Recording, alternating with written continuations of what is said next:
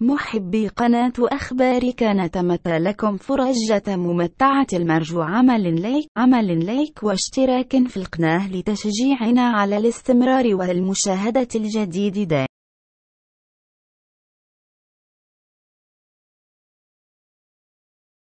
كتبت وكالة بلومبرغ أن تخلي السعودية عن قطر ليس ولد اللحظة، بل بدأ منذ عام 1995 نتيجة نزاع طويل على الغاز الطبيعي المسالي، بما أن الدوحة أكبر مصدر له في العالم. ووفقا لام بلومبرغ فإن نقمة المنفقا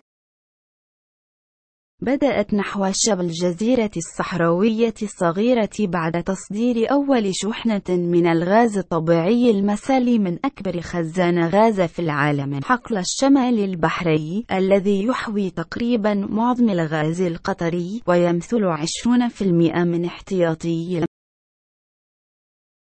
العالمي، والذي تتقاسمه مع إيران المنافس المكروه من قبل السعودية.